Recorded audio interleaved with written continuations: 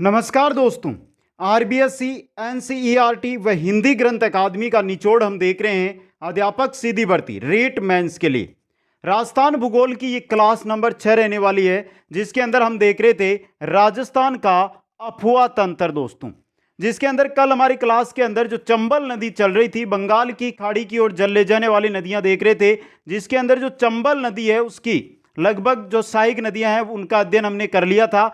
आज जो बची हुई सहायक नदियां हैं, इनके अलावा जैसे बाणगंगा है, उनके जो बची हुई नदियां हैं, गंभीर नदी है, उनका अध्ययन भी इसके अंदर करेंगे। और बंगाल की खाड़ी की ओर जल ले जाने वाली जो भी नदियां हैं, उनकी सहायक नदियां या फिर उनकी सहायक नदियां हैं, उन सभी का आज इस क्लास के अंदर हम संपूर्ण अध्ययन कर लेंगे दोस्तों।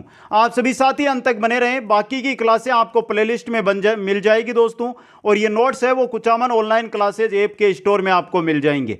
एक बार सभी साथी वीडियो को लाइक, शेयर, और जो नए साथी आ रहे हैं वो चैनल को जरूर सब्सक्राइब करें दोस्तों। चलते हैं आज की इस क्लास की ओर दोस्तों। तो मित्रों, आज हम शुरू करेंगे बनास नदी से। इससे जो बाकी की नदियां हैं, जो मुख्य नदियां लगभग हमने करीब करीब पढ़ ली है। बनास नदी की बहुत सारी सहायक नदियां हैं दोस्तों, उनका अध्ययन इस क्लास में। फिर हमारी बाणगंगा और गंभीर नदी आ जाएगी। तो देखिए, बनास का उपनाम है वो है वशिष्ठी या वर्णासा। वर्णासा का मतलब वन की आशा दोस्तों। निकलती कहां से, उद्गम कहां से होता है? वेरू का मठ यानी खमनोर की पहाड़ियां राजसमंद से। सीधा आता है एग्जाम में, खमनोर की पहाड़ियां राजसमंद से दोस्तों। नवीनतम आंकड़ों के अनुसार बनास की कुल लंबाई 512 किलोमीटर है, और इससे पहले बनास की लंबाई 480 किलोमीटर मानी जाती थी दोस्तों। दोनों आंकड़े आपके सामने हैं। जो नवीनतम आंकड़े आए 2017-18 में, उनके अनुसार 512, इससे पहले 480। हमारे आरबीएससी, एनसीईआरटी या हिंदी ग्रंथ अकादमी में 480 किलोमीटर इसकी लंबाई दी गई है दोस्तों। बनास नदी पूर्णतः राजस्थान में बहती है। पूर्णतः राजस्थान में यह नदी है वो बहती है और चंबल में मिल जाती है। यह पूर्णतः राजस्थान में बहने वाली सबसे लंबी या सबसे बड़ी नदी भी है दोस्तों। यह राजस्थान की सर्वाधिक जलग्रहण क्षेत्र वाली नदी है। राजस्थान की ऐसी नदी जो सर्वाधिक जलग्रहण करती है वो बनास नदी है दोस्तों। अब बात करते हैं जो बनास नदी है ये किन किन जिलों के अंदर बहती है दोस्तों। तो देखिए, सर्वाधिक जिलों यानी 7 जिलों में बहने वाली नदी राजसमंद, उदयपुर, चित्तौड़गढ़, भीलवाड़ा, अजमेर, टोंक और सवाई माधोपुर, इन जिलों के अंदर आपकी जो ये नदी है वो बहती है दोस्तों। ये भी इंपॉर्टेंट क्वेश्चन है जो आपके लिए रह सकता है। अच्छा क्वेश्चन है जो एग्जाम की दृष्टि से आपके लिए बन सकता है दोस्तों, याद रखना है आपको यहां पे। अब देखिए मित्रों, यहां पर समापन इसका होता है रामेश्वरम के अंदर। सवाई माधोपुर में चंबल नदी में मिलती है। यहीं पर चंबल में चंबल, बनास व सिप तीनों नदियां मिलती है। मतलब त्रिवेणी संगम रामेश्वरम के अंदर बनता है दोस्तों। यह भी इंपॉर्टेंट चीज है आपके लिए, और याद रखना है आपको। अच्छा क्वेश्चन है, एग्जाम के अंदर पूछा भी जा सकता है दोस्तों। आगे चलिए मित्रों, आगे हम देखते हैं। यह चंबल की सबसे बड़ी सहायक नदी है। चंबल को सर्वाधिक जल देने वाली सबसे बड़ी सहायक नदी की अगर हम बात करते हैं तो वो कौन सी? आपकी बनास नदी है दोस्तों। इंपॉर्टेंट चीज आपके लिए, वो कौन सी नदी है? बनास नदी है, जो चंबल को सर्वाधिक जल देती है दोस्तों। आ गया समझ में यहां पे? अब देखियो, एक ऊपर मैंने बताया सर्वाधिक जिलों, 7 जिलों में बहने वाली नदी, जबकि हम आरबीएससी, एनसीईआरटी या कोई सी भी क्लास उठाकर देख लो, आपको कितने जिलों में मिलेगी? 6 जिलों में मिलती है दोस्तों। कारण क्या है? जो उदयपुर जिला हमने लिया ना, उदयपुर को नहीं माना जाता है इसके अंदर। जबकि आपको बताऊं मैं, बनास नदी उदयपुर की जो गोगुंदा तहसील है उसके पनेर, गुमान और निकोर, ये 3 गांव है, इनके पास से बहती है दोस्तों। कुछ हिस्सा है जो उदयपुर में घुसती है, इस वजह से तो आप है 6 जिले, अगर आरबीएससी एनसीईआरटी के अकॉर्डिंग चलते हैं 6 जिले याद रखने, बाकी जो है ओरिजिनल 7 जिलों के अंदर बहती है। बनास नदी टोंक में सर्पाकार बहती है। वह टोंक जिले को 2 भागों के अंदर ये बांटती है दोस्तों। इंपॉर्टेंट चीज आपके लिए, बनास नदी टोंक में सर्पाकार, सर्प के आकार में बहती है, और टोंक जिला है उसको 2 भागों के अंदर बांटती है। आगे देखिए, बनास के किनारे शहरों की बात करें तो नाथद्वारा, रेलमगरा, मातृकुंडिया, बिसलपुर व टोंक, ये टोंक के किनारे स्थित शहर है दोस्तों। आ गया समझ में यहां पर? अब आगे चलिए, अब बात करते हैं बनास पर बने बांधों की दोस्तों, कि बनास पर कौन कौन से बांध है जो बने हुए हैं। इंपॉर्टेंट क्वेश्चन यहां से भी आपके लिए बन सकता है दोस्तों। तो देखिए, बनास के किनारे बंदे बांध है, उनमें बागेरी का नाका बांध जो राजसमंद के अंदर है, नंदसमंद बांध जो राजसमंद यानी राजसमंद की जिसको जीवन रेखा कहा जाता है, नंदसमंद बांध वो बनास नदी पर बना हुआ बांध है दोस्तों। मातृकुंडिया बांध जो चित्तौड़गढ़ में है, जिसको मेवाड़ का हरिद्वार कहा जाता है दोस्तों। बिसलपुर बांध जो देवली टोंक में है और यह राजस्थान की सबसे बड़ी पेयजल परियोजना भी है। कौन सा है? बिसलपुर बांध है आपका। ये 4 बांध इंपोर्टेंट बांध है आपके लिए। एक बांध और है इसरदा बांध जो सवाई माधोपुर के अंदर है।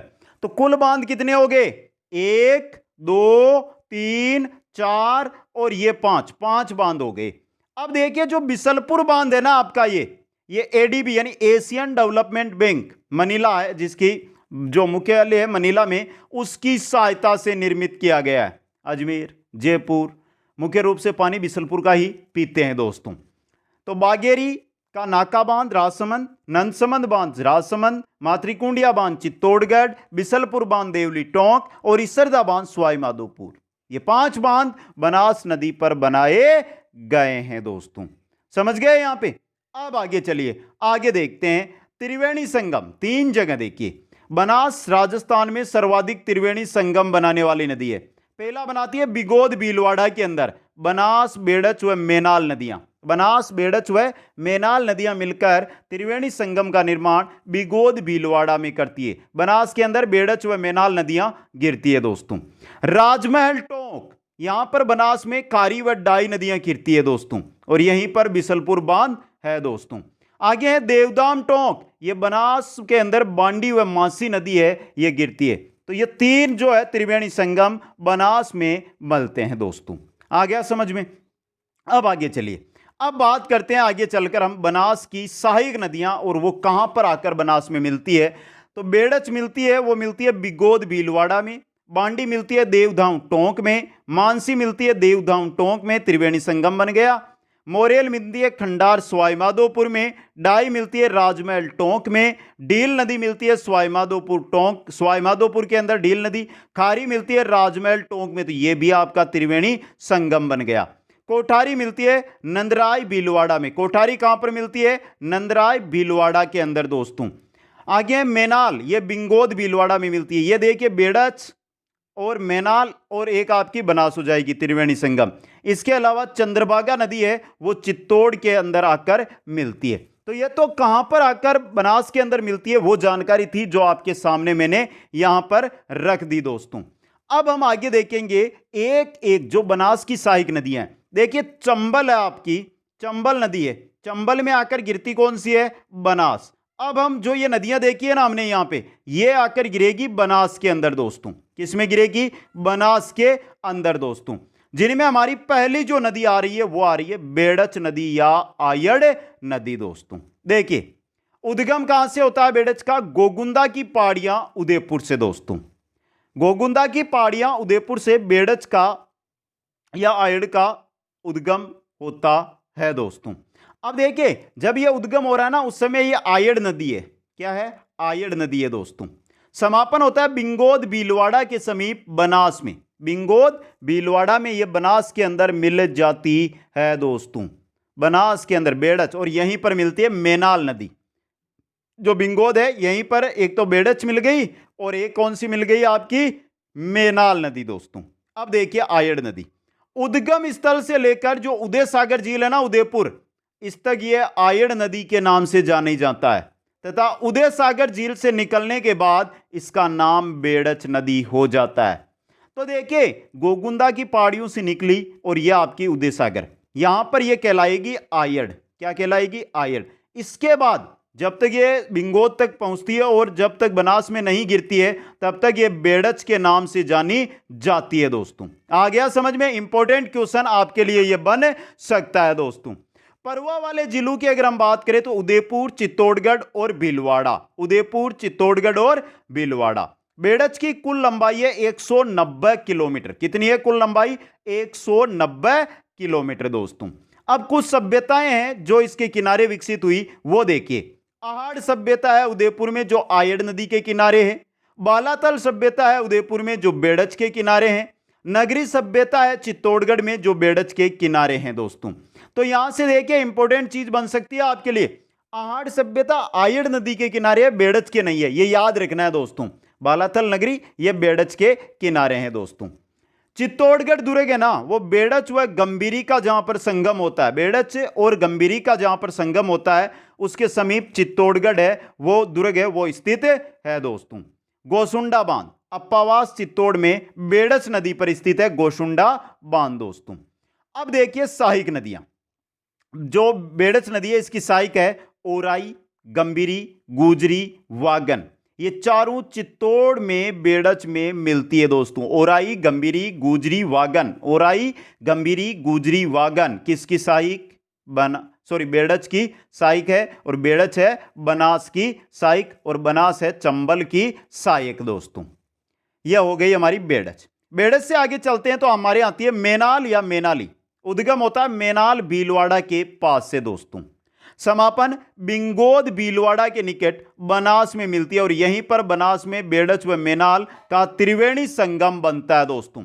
बिंगोद भीलवाड़ा है, वहां पर बनास के अंदर बेड़च व मेनाल मिलती है, बेड़च व मेनाल, और त्रिवेणी संगम का निर्माण करती है दोस्तों। मेनाल जलप्रपात कहां पर है? भीलवाड़ा में। मेनाल नदी पर उद्गम स्थल के समीप ही यह जलप्रपात स्थित है दोस्तों। यह हो गई मेनाल, जो है आपकी किसकी? बनास की सहायक नदी। आगे हम चलते हैं, नेक्स्ट हमारी नदी आ रही है कोठारी नदी दोस्तों। कोठारी नदी का उद्गम होता है दिवेर की पहाड़ियां राजसमंद से। कोठारी का उद्गम कहां से हो रहा है? दिवेर की पहाड़ियां राजसमंद से दोस्तों। समापन कहां पर हो रहा है? नंदराय नामक स्थान मांडलगढ़ भीलवाड़ा में। जो कोठारी नदी है ना मित्रों, नंदराय जगह है भीलवाड़ा में, वहां पर मांडलगढ़ में आती है ये, वहां पर इसका समापन होता है बनास नदी में मिलकर दोस्तों। कोठारी की कुल लंबाई है 145 किलोमीटर।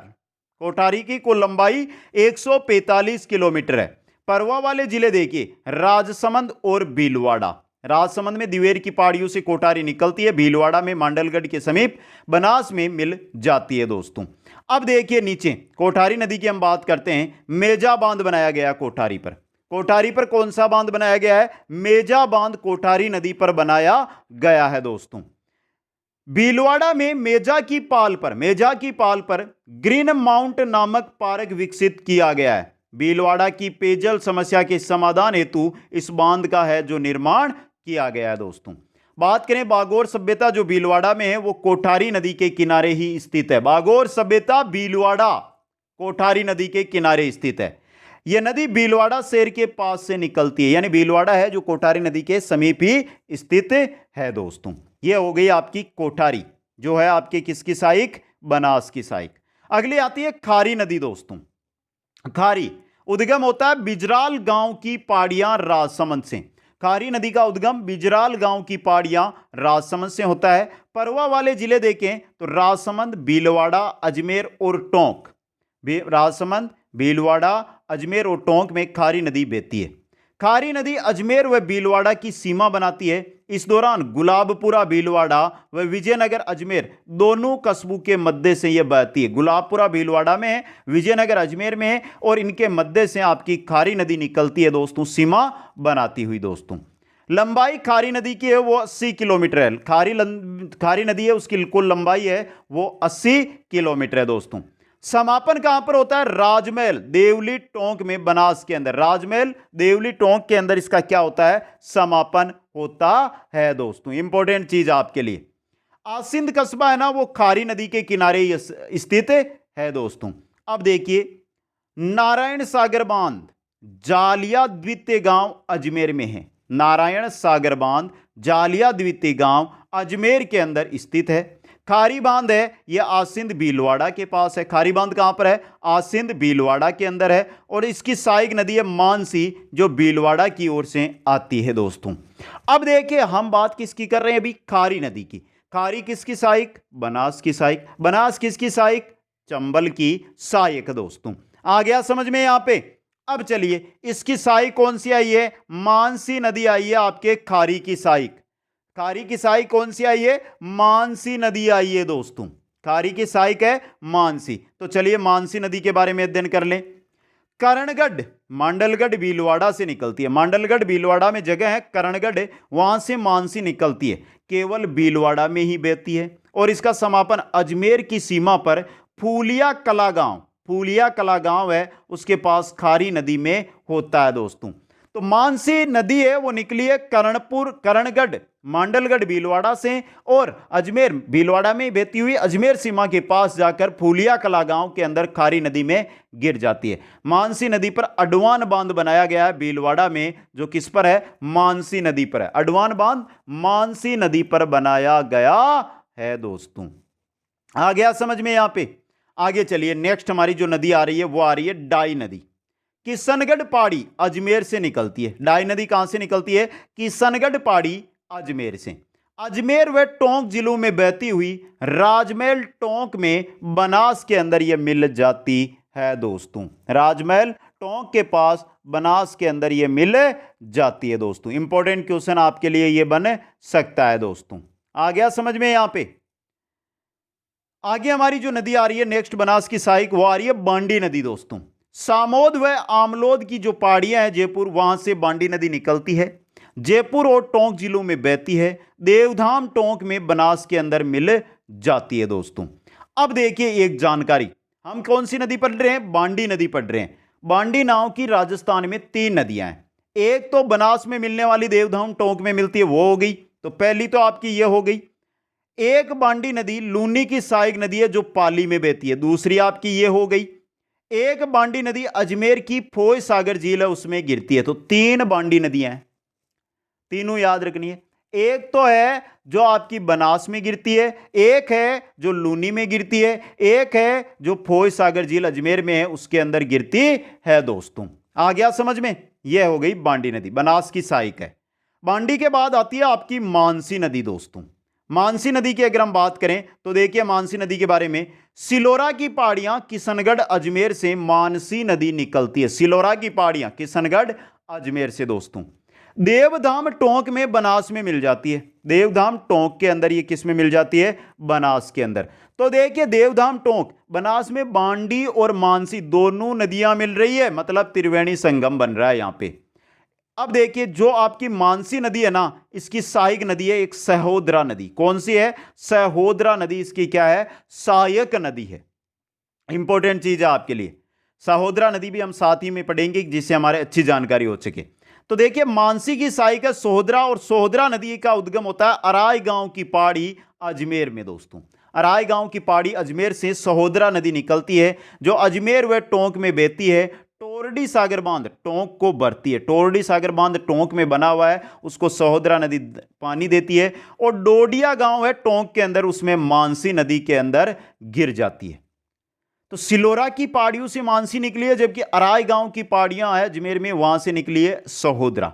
देवधाम टोंक में यह बनास में मिल जाती है, और इसकी सहायक है सोहदरा जो अजमेर टोंक में बहती है, टोरडी सागर बांध को पानी देती है। और डोडिया गांव है टोंक में, उसमें मानसी नदी के अंदर यह मिल जाती है। यह आपकी मानसी नदी और यह सहोदरा नदी आकर इसमें गिर गई दोस्तों।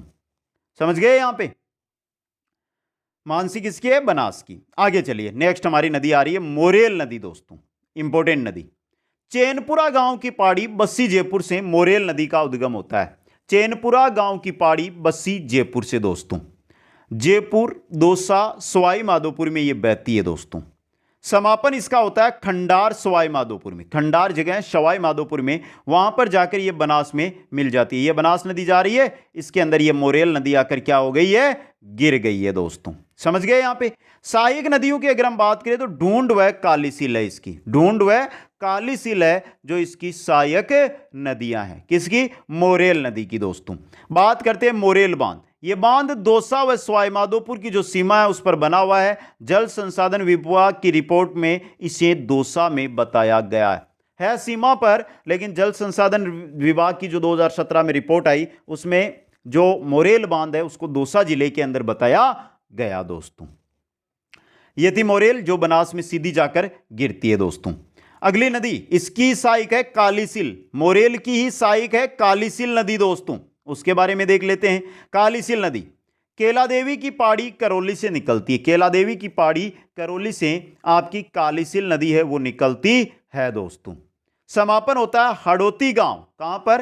हाड़ौती गांव करौली सवाई माधोपुर सीमा पर में ये मोरेल में मिल जाती है। करौली सवाई माधोपुर सीमा में ये किस में मिल गई है?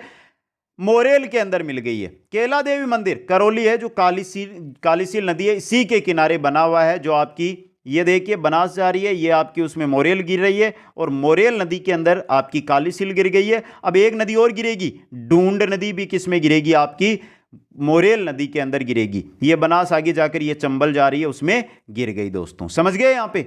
अब चलिए डूंड नदी के बारे में बात कर लें। डूंड नदी निकलती है अचरोल जयपुर से दोस्तों। जयपुर व दौसा में प्रवाहित होते हुए लालसोट दौसा है उसके पास किसमें गिर गई है? मोरेल नदी के अंदर ये नदी गिर गई है दोस्तों। आ गया समझ में? ये थी आपकी मोरेल की सहायक नदियां, कालीसिल व ढूंढ नदी। आगे देखिए नेक्स्ट हमारी बनास की सहायक नदी आ रही है ढील नदी।